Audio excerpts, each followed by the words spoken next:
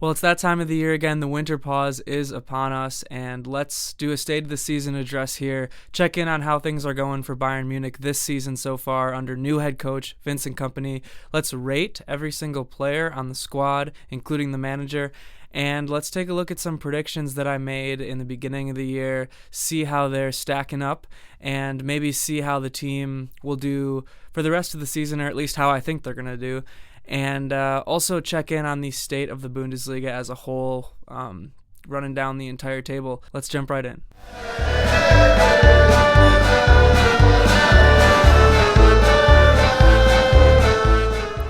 Welcome back to the Always Bayern Chelsea show, everybody. You just have me today here, Danny. I'm the Bayern Munich fan. And before we go any further, this is indeed a video episode, so go check us out on the YouTube channel. Make sure to like and subscribe, of course, as we're considering figuring out how to make more video content going forward here. Jim and I, he's the Chelsea fan, but this video will just be about Bayern Munich, so again, you just got me today. If you like what you hear, you can also check out the show on Apple and Spotify. If you are someone who just listens to podcasts in general, Jim and I, if you don't know, review all the matches, we preview some matches, and just kind of keep you up to date with everything going on with my squad, Bayern Munich, and also with Jim's squad, Chelsea. And like I said in the introduction, the Hinrunde is wrapping up, and let's just go over how things are going, give some player ratings, and check in on predictions. So without further ado, here we go. All right, so starting with the Bundesliga, right now Bayern Munich sits at the top of the table with 36 points. They have 11 wins, 3 draws, and 1 loss so far. Overall, a solid start for Bayern in the Bundesliga.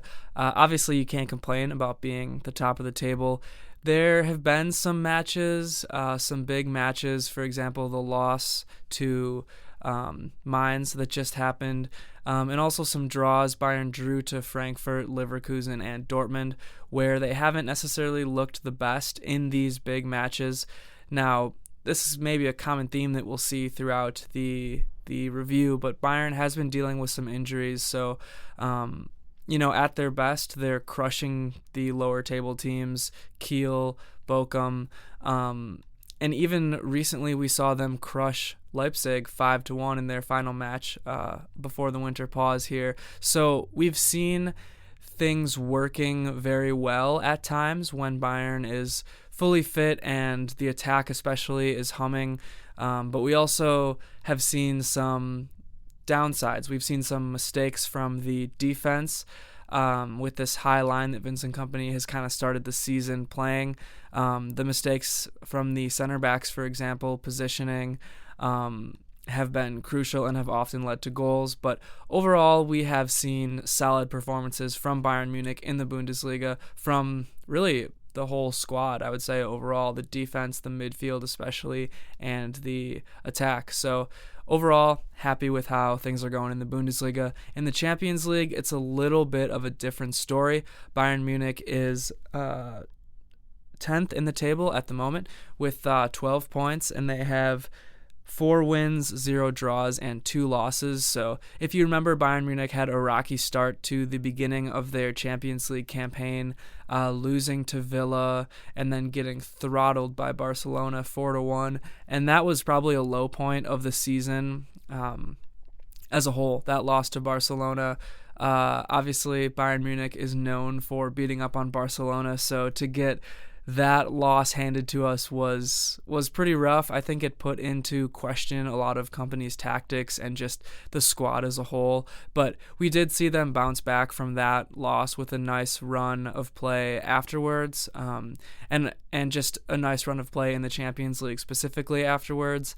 That 5-1 victory over Shakhtar was, I think, kind of the icing on the cake, and Bayern can still get into that top 8 position in the Champions League if they win out. They have 2 matches left in this I think it's maybe being called league phase now. I can't remember. Not the group phase, but, the phase before the knockouts and the phase before things really start heating up. So if Bayern gets into that top 8, which, like I said, is still possible, especially if they win out, they'll be looking pretty good in the Champions League.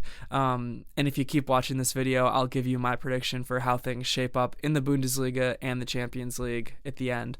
The Pokal, unfortunately, Bayern has been eliminated by Bayer Leverkusen. If you remember that match in the round of 16, they started off their campaign good. They won their first 2 matches against Ulm and Mainz in good fashion, convincing fashion, but the Leverkusen match, man, that was a heartbreaker. That was my personal, probably most heartbreaking low point, I guess you could call it, of the season, was the 1-0 loss to Leverkusen, especially because Bayern has been bad in the Pokal recent years, and I really wanted them to do well this year, especially against Leverkusen, their top rival right now in the league. I think it would have been a big confidence boost and just maybe an overall sign of things to come if they would have won. But we did see that infamous foul by Neuer in the beginning of the match, getting a red card. So Bayern played that match down to 10 men for most of the match, and especially losing Neuer, that was a huge blow.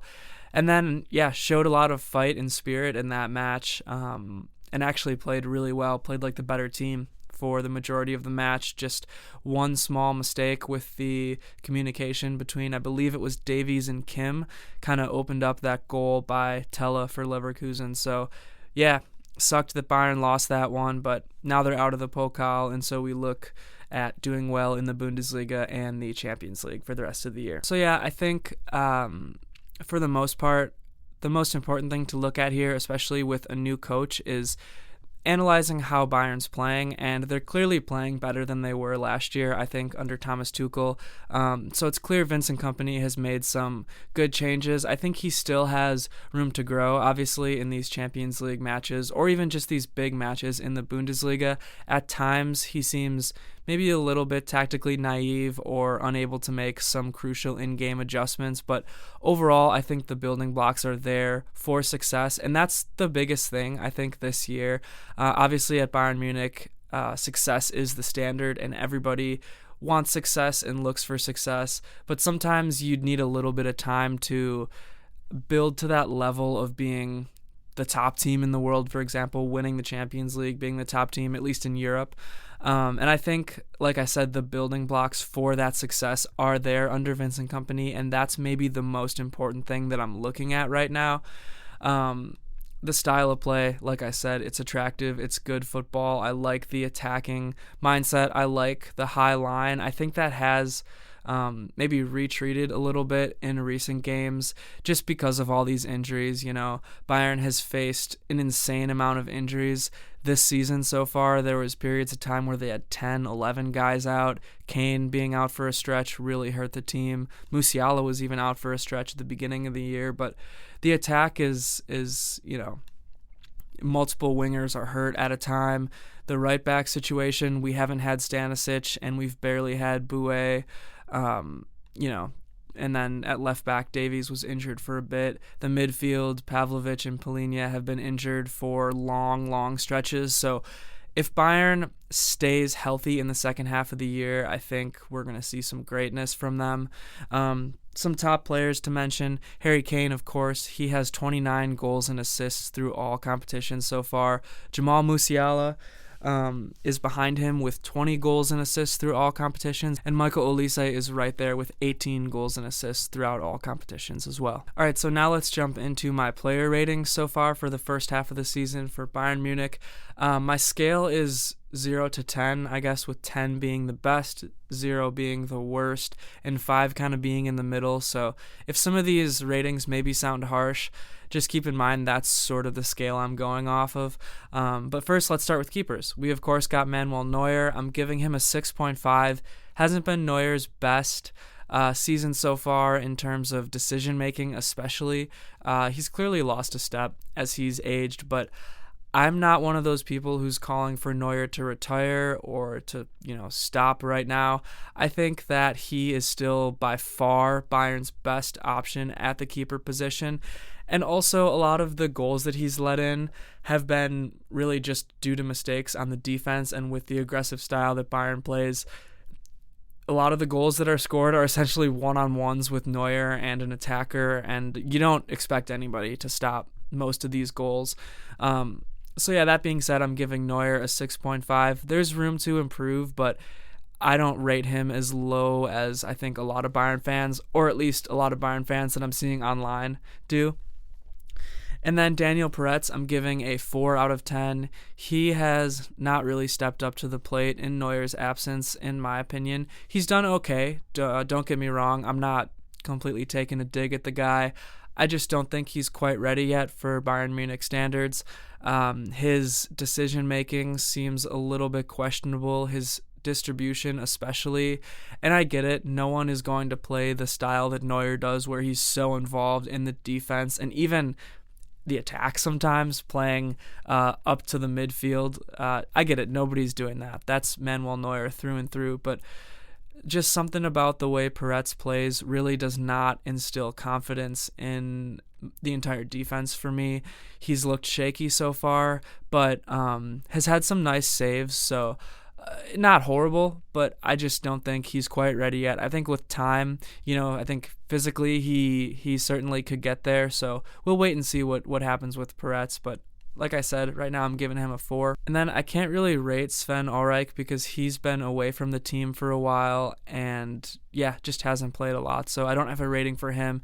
Then moving on to the defense, there's also a lot of defenders who I don't quite have a rating for because they've just been injured or have not had pretty much any playing time. And that would be Buckman, Ito, Stanisic, and Asnu.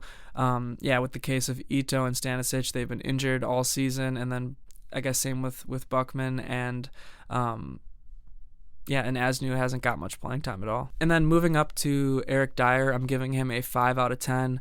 I think Dyer has looked pretty average when he's played, which hasn't been a lot. So in his defense, it must be really hard to just be called upon 5 minutes here, 5 minutes there. I can't imagine it's easy to shake off rust or integrate yourself into the team with that kind of playing time. And that's one of the things I'm looking for going forward. I think Vincent Kompany has to rotate the center backs. He's falling into the trap that Tuchel did last year, which was playing Upamecano and Kim 90 minutes every game. And by the second half of the year, they were both beat up. They were dealing with knocks, and also maybe more importantly, mentally, they were clearly fatigued and making more mistakes than usual. So if that happens again in the second half of the season, it's going to be tough, for Bayern Munich to compete with these top teams, especially in the Champions League. Next up, I'm giving both Sacha Boey and Rafa Guerreiro a 6. Guerreiro has done a very nice job of stepping up for injured players and kind of being that utility guy that he is, playing all over the pitch. He's played some right back, some left back. He's been integrated into the midfield too. So Guerreiro has done a solid job, I've thought, this year. Really nothing super special from him, but players like him you need on your team, especially when you're dealing with the amount of injuries that Bayern Munich has dealt with. Sacha Boey, I'm super disappointed that he has not been healthy for much of this year. I've actually liked what I've seen out of him so far. It hasn't knocked my socks off by any means, but it has been solid at the right back position. The problem is he just is hardly ever playing because he's hardly ever fit. Really, since Bayern got him last January, we've hardly seen him at all. So a 6 out of 10 for Boey. I'm still curious about him, but I'm getting very discouraged with his injury history, unfortunately. Next up is Konrad Laimer. I'm giving him a 7 out of 10. While we haven't always seen, incredible performances from Laimer this year, he's another guy who I think has done a great job of stepping up in the absence of someone like Stanisic or Boey at the right back position. Laimer's been playing out of position all year. He's a midfielder, but he's been playing right back to make up for guys who have been injured, and especially the last couple matches. I mean, we saw a screamer of a goal from him against Shakhtar in the Champions League, as well as in the Bundesliga here against Leipzig. So congrats to Laimer as well for becoming a new father. He's just had really a blazing last couple month or so. And again, you need players like him in the squad. Then up to Kim. I'm giving Kim a 7 out of 10 as well. Kim has played solid so far this year, especially in the Bundesliga, but we are still seeing his lapses of judgment and his mistakes that he makes that tend to be costly for the team, unfortunately. With Kim, it's mostly positioning and over-aggression where he'll run past somebody and then they'll have essentially an open lane to the goal because of the way that Bayern's high line is playing. The way that their defense is pushing up under Vincent Kompany, he's so oftentimes the last line of defense, and then it leaves maybe Alphonso Davies or Upamecano to be, rushing back there to try to save the day because Kim let somebody blow by him. But yeah, I mean, overall, a more solid performance, I would say, this year than last year from Kim. So it's been kind of a mixed bag, but like I said, especially in the Bundesliga, he's been good overall. So I don't want to let his mistakes overshine his greatness. And then Upamecano, I'm actually giving an 8 out of 10. We have seen a few mistakes from Upamecano here and there that we have seen, last year and maybe the year prior, for example. But overall, Upamecano has been rock solid as I would say the leader of the center back pairing right now. We've seen less mistakes from him. But yeah, it's not an easy job to be a center back in this Bayern squad. What Vincent Kompany is asking the center backs to do is not easy, to really push up super far and control the ball and just control play with the ball at your feet as a center back is no easy task. So Upa's doing a good job. Like I said, I'm worried that he's going to get run into the ground. And like last year, we've seen some, very, very boneheaded challenges from him that lead to penalties or red cards. Yeah, I'm hoping that we don't see those mistakes again this year as the second half of the season pushes on here. And last but not least, Alphonso Davies. I'm giving him a 9 out of 10. Really a great start to the year for Alphonso Davies. One of the biggest turnarounds that we've seen this year for Bayern Munich. He is just playing incredibly. He's playing that left back role, but he's very much inverting under Vincent Kompany. He's inverting, into those half spaces and contributing to the attack while also rushing back and playing defense as well. And that's where I think I wanted to see more from him the last couple years, was his ability to show that effort and that heart on defense, and we're still seeing it. He hasn't been perfect. He's made a few mistakes, but I guess who hasn't? So overall, just a great start to the year from Alphonso Davies. And going forward here in the upcoming podcast, Jim and I will talk about his contract situation as well as the contract situations of some other big stars like Sane and Kimmich and Musiala that Bayern is going to have to deal with hopefully soon. So stay tuned for those, of course. All right, up to the midfield now. We have Leon Goretzka, who I'm giving a 7 out of 10. I think it's been a solid year from him. Goretzka is somebody who the club told to his face and to the media, basically publicly, to pack your bags and leave town. We don't want you anymore. But lo and behold, injuries came, and Goretzka was a crucial part of the team for some big matches here, Champions League, Bundesliga, and he just did a really solid job in the midfield. Can't be easy to be in a position like he's in, but man, he's filled in very nicely for some injured players, contributing with goals and assists. So shout out to Goretzka. I'm happy that he's still part of the team. Now to João Palhinha, who I'm also giving a 7 out of 10. Palhinha has been a little bit of a disappointment this year, and I don't want to sound like I'm being harsh, but yeah, I think took a little while to get integrated with the team. We saw him start to get more minutes when Pavlovic got injured and eventually started to find his footing and kind of be that, 6 destroyer defensive midfielder that Bayern kind of has needed the last couple years.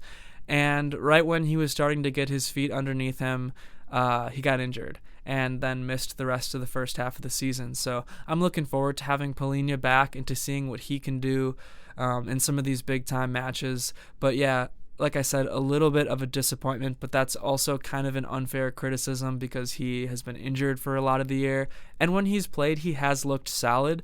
I think that maybe I was just a little bit overhyping him because of the year-long pursuit that Bayern Munich had for him. Next up, we have Alexander Pavlovic, who I'm giving an 8 out of 10.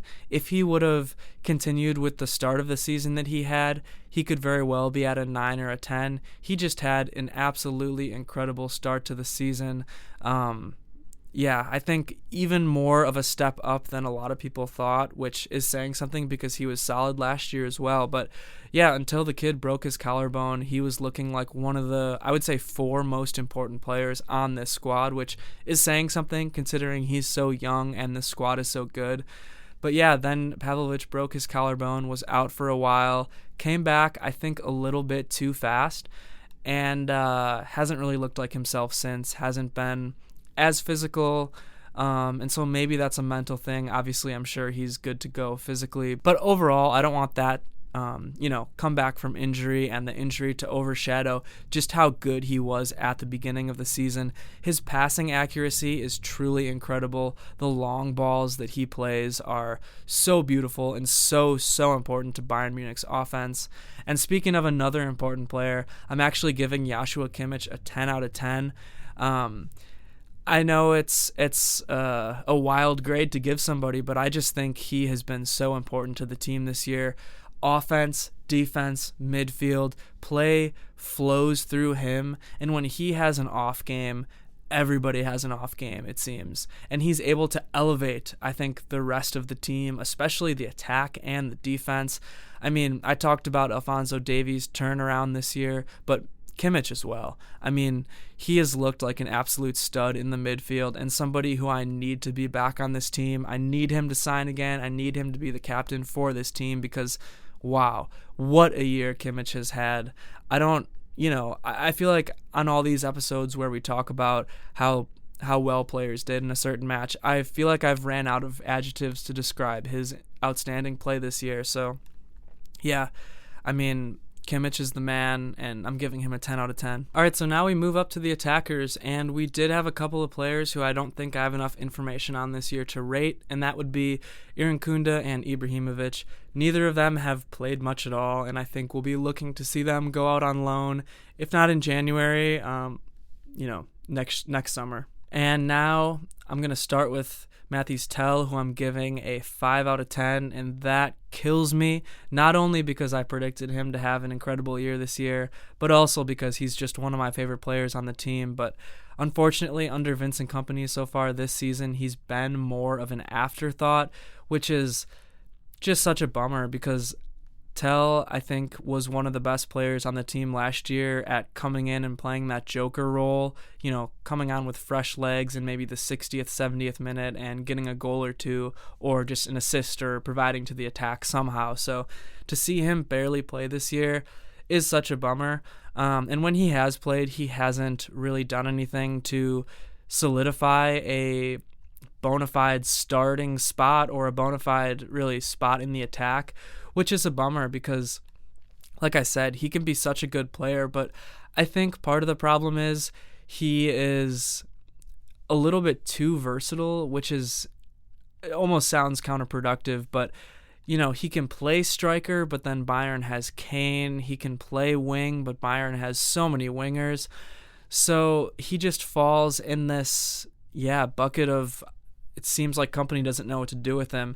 And when he's played so far this year, he's played as a wing, and Bayern's wingers play real wide, almost on the touchline on the side there. And that's not the best role for Tel. He's better at operating in those half spaces, I think, which are unfortunately occupied by Musiala mostly, and then also the wing backs who will invert. So Davies and whoever's playing right back will be on the other side in that half space. So it doesn't leave a lot of room for Tel, which is a bummer. We'll see what happens going forward. We'll see if he goes on loan or what happens if he's able to get more playing time. With the way that Bayern's wingers are consistently injured, I think that he maybe should stick around for a little bit, and I think Kompany's got to find a way to integrate him in the team. But I have a feeling he's going to be needed with the way that injuries are for Bayern's wingers. Now, Kingsley Coman, I'm giving a 5.5 out of 10. he has looked all right when he's played, and I've actually been surprised with how much Kompany was relying on him in the beginning of the season. He actually seemed like the top left winger under Kompany for a while. I don't think he's been great this year. I think his crossing, his finishing really lacks, that final lethal touch that you really want to see from a winger. I think he just leaves something to be desired at the position. I do think he's been great, especially off ball, and he's really good at burning the defense and just, creating chaos in the attack, which is something that you need. I feel like Bayern needs a little bit of a refresh at that winger position, and I feel like Coman is the one to go because of his lack of finishing, his lack of crossing, which is really what you want to see from a winger, especially when you have somebody like Kane who's going to need service in the box. It's just a bummer because Coman can be very good, but he hasn't shown it a lot this year. He's shown it for a brief stretch where he was kind of scoring a lot, playing great off the ball as always, and just being a massive contributor to the attack, but that was only for a few games, and then he's also so injury prone, It's the problem with a lot of these Bayern wingers, but Coman has been out for a while, and it seems like you're only going to get him healthy maybe 50% of the time, which just isn't enough. And the same could be said about Serge Gnabry, which also breaks my heart to say because I really love Gnabry, but he's just not healthy enough. He's only healthy like Coman about 50% of the time. I'm rating Serge Gnabry a 6 out of 10 because I think he had such a strong start to the season. He teetered off, certainly, but he flew out of the gates under Kompany, and it looked like he was completely revitalized, rejuvenated, and then started to teeter off and then got injured. So we're going to see what happens with Gnabry here. I'm hoping that he is healthy because I want to see him in the second half of the season. I think, like Coman and like all of Bayern's wingers, his ceiling is so high, and he started the year at that ceiling, and it looked great. But then, his floor is pretty low, and he is also injury prone. Next on the list of Bayern's mercurial wingers is Leroy Sané, who I'm rating a 6.5 out of 10. Sané, like all the wingers, is injury prone at this point and also up and down. Sané's ceiling, I would argue, is the highest, and he had a very, very slow start to the season this year. But, since then has looked a little bit better. The last two games, he's scored a goal in each game. And, if you remember the beginning of the season last year, he was on fire. He was absolutely incredible, untouchable, scoring goals and assists left and right. But Tuchel was playing him too much, in my opinion. And then, we saw those injuries come, and he was kind of never the same since. Even at the start of this year, he wasn't really the same. But we're looking to see Sané get healthy. Bayern right now doesn't sound like they want to re-sign him or extend his contract, so we'll see what happens there. Like I said, I'm going to talk a lot more about that in the coming episodes of the regular podcast show. But I want to see Sané play more. I want to see Sané play more and see what we got in him. I think out of Coman, Gnabry, and Sané is actually the best of the three. He is, I think, better at the left wing, which we're actually seeing now because Coman and Gnabry are hurt. I've wanted Sané to play at the left wing with Olise at the right wing for more of the big matches, and I think we're finally starting to see that. So we'll see what happens in the second half of the year. But beginning of the year, Sané was hardly playing, and when he was playing at right wing. One thing that I love about Sané is his defensive ability to track back, and really all of Bayern's wingers are like this. Coman and Gnabry, I could give them a shout out for this as well, but they're so good at tracking back and defending. Next up, we have Thomas Muller. I'm giving him a 6.5 out of 10 as well. Muller started off the year very, very strong, but then seemed to have lost a step, and that might have been because he wasn't getting any playing time. Kompany kind of refused to play him until injuries really forced him to play. And we have seen him take a step back for sure. He's aging, and I don't think is somebody who should play 90 minutes a match, but I do want to see more of Thomas Muller because, like I said, we've seen glimpses of who he can be. He doesn't receive very much help from his teammates. I don't think a lot of the wingers really know how to play with him, but when he's on, he's on and providing that spark that Bayern really needs sometimes. So I'm not ready to write him off yet. I think with being used properly, receiving the proper service, and maybe not playing 90 minutes a game, Muller can be a very important part of this team. Michael Olise, I'm giving a 7.5 out of 10. I think he's been the best winger so far for Bayern Munich, and when he's hot, like all the wingers, I feel like a broken record, he's really, really good.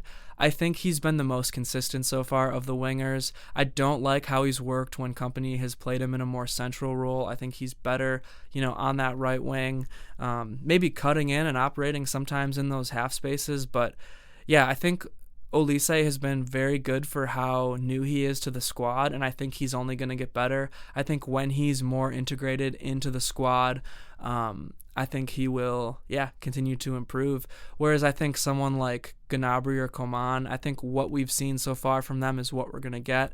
Olise, I'm more excited about with, when he builds up that chemistry, I'm very excited to see what he can do. I've loved what he's done so far, especially linking up with Musiala and Kane. I think that's the most exciting. And speaking of Musiala and Kane, we'll go Jamal Musiala next. I'm giving him a 10 out of 10. He's really stepped it up and been the guy at Bayern Munich, especially when Kane has been injured. Musiala is just such a vital part of this team, and it goes without saying, but Bayern, sign him. Give him however much money he wants, because Jamal Musiala should be the face of the team going forward.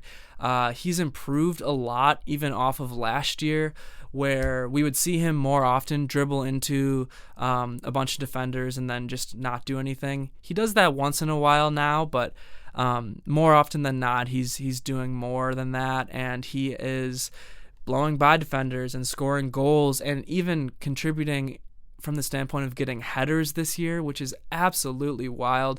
It's shocking that Musiala, is doing things like heading and shooting long shots this year. It's awesome.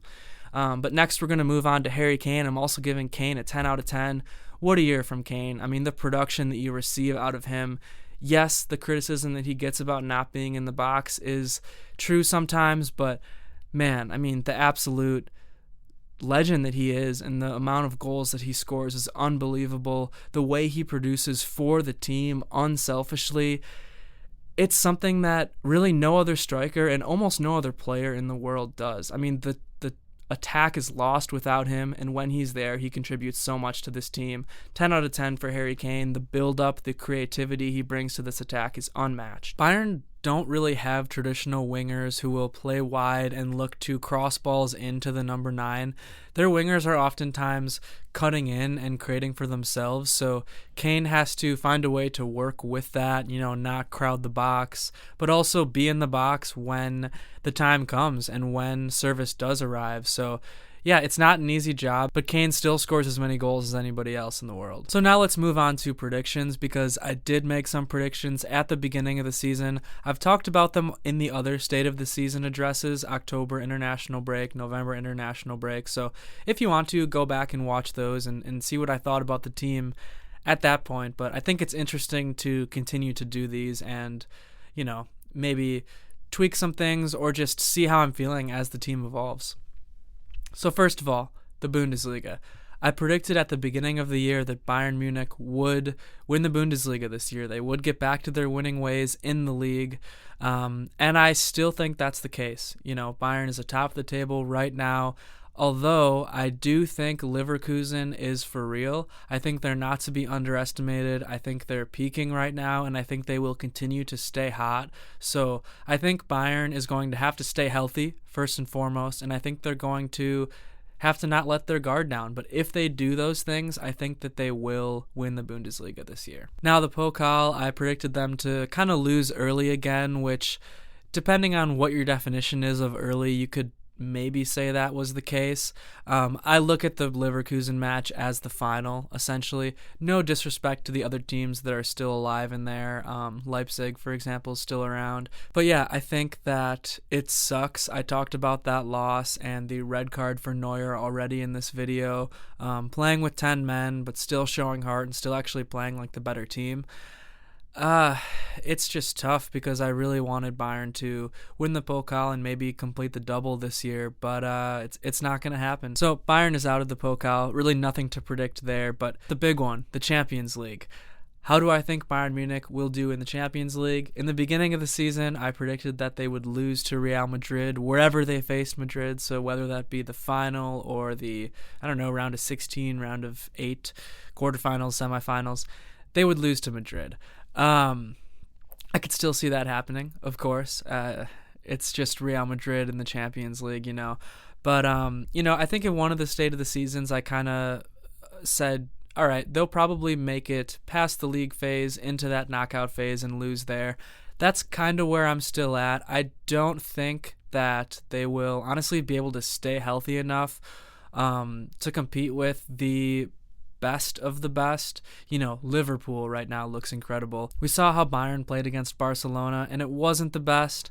Granted, things could have went differently in that match if a few balls fell a different way, but, I'm not yet convinced that the defense especially can hold up under the stiffest pressure, the best attacks, because the mistakes will come back to haunt us, and Bayern will have to pay for mistakes if they make them against these top teams. So while I do think Bayern will continue to advance in the Champions League, I don't think they're going to win it this year, even though the final is in Munich. That would be special to see, and I hope I'm proven wrong. I hope that they peak at the right time, because I do think that Bayern does have the talent to win the Champions League, but it's about more than talent with the Champions League. It's about, first of all, a little bit of luck. It's about staying healthy, which is, if you can't tell, the main thing I'm worried about.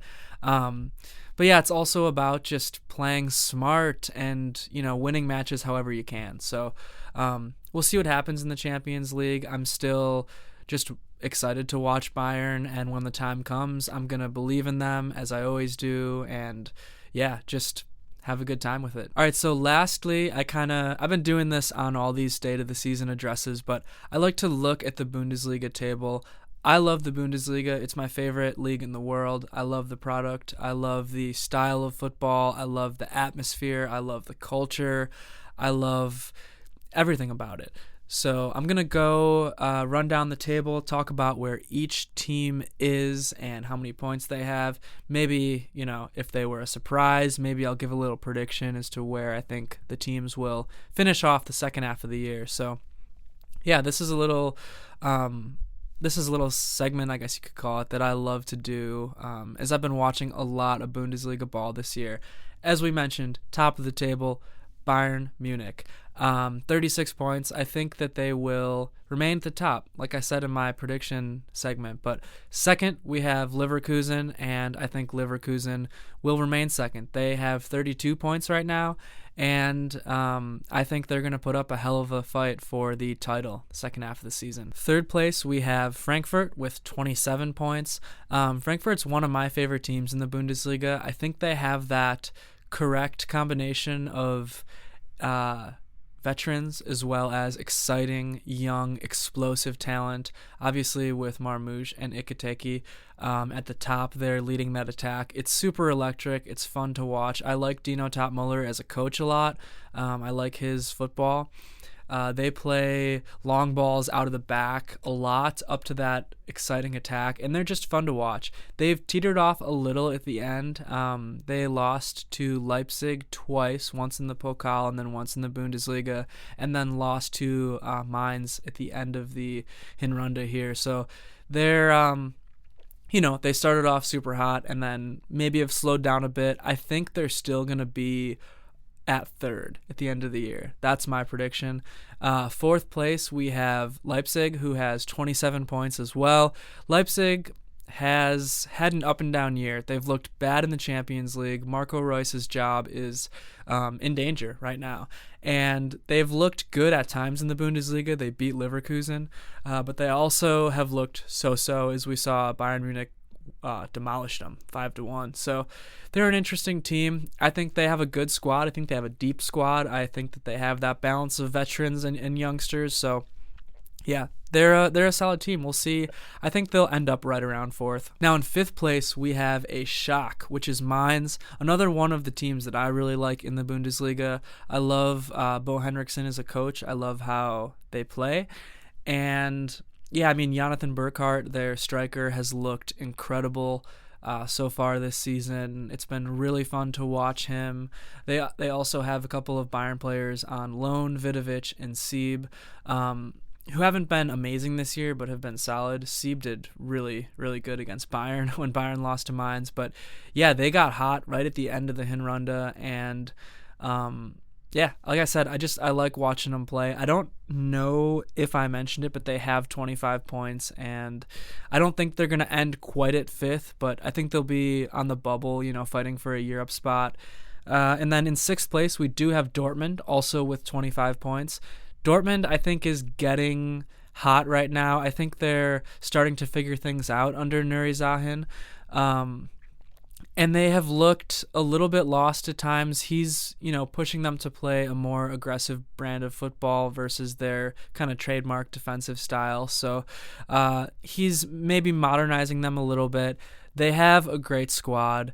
They have guys like Gittins who are playing great right now, Guirassy. I think that Dortmund is going to be kind of around the fifth spot, maybe fourth by the time the season ends. I have a feeling they'll be all right. They're also doing very good in the Champions League, so we'll see what that does to Dortmund. But I don't think they're gonna kind of crack the top three per se, but I think they'll be up there. In seventh place, we have Werder Bremen.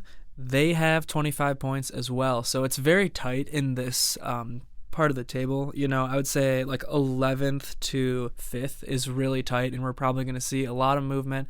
I think that Bremen will be punching for a European spot. I don't think they're going to finish as high up as 7th, but good for them so far. They've been hot at the right time as well at the end of the Hinrunde. Then we have Gladbach in 8th place, who Bayern Munich plays at the start of the Rückrunde on the 11th, January 11th. With 24 points, again, kind of getting hot at the right time and looking good. I don't think they're going to finish quite as high as 8th, but like Bremen, I think they'll be just pushing for a European spot. And really the same could be said about Freiburg, who is in 9th place with 24 points as well. They had a good run kind of in the middle of the year, but I think they're going to just end up in kind of that, 7th, 8th, 9th area. 6th maybe if they do really well. Then in 10th place we have Stuttgart, who has 23 points, and they have been probably the most disappointing team this season. Stuttgart has had a lot of injuries. They're struggling to manage European football as well as the Bundesliga. They took 2nd place last year, if you remember, ahead of Bayern. But I think that Sebastian Hoeneß is a great coach, and I think that once their players get back healthy, they will kind of make a push and maybe end up in that 6th-ish range in the table. Wolfsburg is at 11th with 21 points. I like Wolfsburg as well. I like the style that they play under Ralf Hasenhüttl. I think I'm for sure butchering his name, but yeah, he plays a very aggressive style of football. You need a certain type of player to work under that system.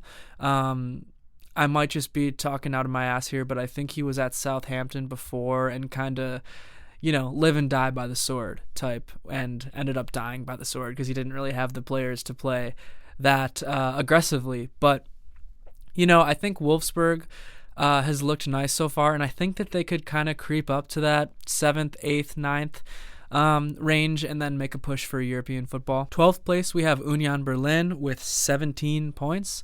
Berlin started off the season hot, way, way better than I predicted them to be. But that was because they had such a strong defense and such a good just defensive mindset, and they played so well as a unit where they would hardly concede any goals. They aren't a explosive attacking team, I'll say, but they were playing well as a unit. They have had a massive drop-off since that beginning of the season, but I think they'll probably finish right around where they are. 13th place, we have Augsburg with 16 points. Augsburg is just one of those mid-table teams. I don't have a whole lot to say about them. A few good veterans, though, I think it's important to note. 14th place, we have St. Pauli with 14 points. Another team that I like a lot, St. Pauli. They played Bayern Munich great. They lost to Bayern 0-1, and they've had some matches in there that have been surprising. You know, they're a newly promoted squad, and their coach left for Brighton. So you would maybe expect them to struggle a lot, and, you know, they haven't been knocking anybody's lights out for sure, but I've been, you know, happy with how they've done so far. 15th place, the biggest disappointment this year, if not Stuttgart, is Hoffenheim. They have a measly, I guess I was going to say, measly for them probably, or their expectations, 14 points. So sitting kind of at the end of the table there. I believe they had a coaching change, and yeah, I mean, Oliver Baumann, their keeper, is a great keeper. Just a Bundesliga, I don't know if I could say legend, but definitely a staple of the Bundesliga. And he's actually getting some time on the German national team now, with Neuer retiring and Ter Stegen being injured. Baumann and Nubel are kind of splitting minutes under Julian Nagelsmann's German national team. So a player to look out for, and Hoffenheim has got to hope to do better in the Rückrunde. 16th place, we have Heidenheim with 10 points. Another team that I love, Heidenheim. I've gushed about their story so many times on this show, but yeah, I mean, Frank Schmidt has been their coach forever. He was a player. The team has no money. They're from a small town, and they somehow got promoted all the way up to the Bundesliga. A story that just doesn't happen in football these days. So a team that I love, and they started off the season smoking hot. Just lately, haven't been up to it. They have lost a lot of games in a row. They lost to Chelsea in the Conference League. They lost to Bayern 4-2. They even lost to Bochum, lowly Bochum, I think 2-0 the other week. So yeah, it's been a poor showing from them lately, but I'm going to hope they kind of climb the table a little bit more. And then we have 17th place, Kiel, with 8 points. A newly promoted side who doesn't really look like they belong in the Bundesliga. So we'll see how the season ends for them, but I don't predict them to go very much higher. And I also don't predict the last place team right now, VfL Bochum, who has 6 points, to go up very higher in the table, because they just haven't looked good this year. Yeah, I think they have good fans, and I think they're a cool club, but they just have not looked good in the Bundesliga this year. So I think that's going to about do it and wrap up this State of the Season address. So as always, please like the video and subscribe on the YouTube channel. And leave a comment if you like the video format. Leave a comment about anything, really, because I read through all the comments and I respond to them all. So Jim will respond to the Chelsea comments, but anything about Bayern Munich and anything about this video, I will respond to. I really like to hear what folks have to say. If you disagree with me on anything, go ahead and tell me. That's okay. So leave a comment, subscribe, of course. We're trying to do more more for anybody who listens or watches these videos. So I think that's about it. Stay tuned during the international break. Stay tuned during the winter pause, because Chelsea's not on a pause. They don't do that in England. We'll be reacting to those matches. I have a lot I want to talk about in terms of contract situations for Bayern Munich and other news. We teased it at the end of the last episode, but there is a surprise coming in the summer that has to do with the city of Cincinnati, I can say. And we're going to talk about that more in the coming episodes. So I'm rambling a lot now, but again, thank you for listening. Thank you for watching. It does mean a lot to me. You can check out the regular podcast show on Apple, Spotify, YouTube, wherever. And I think that's going to be about it. Mia san Mia.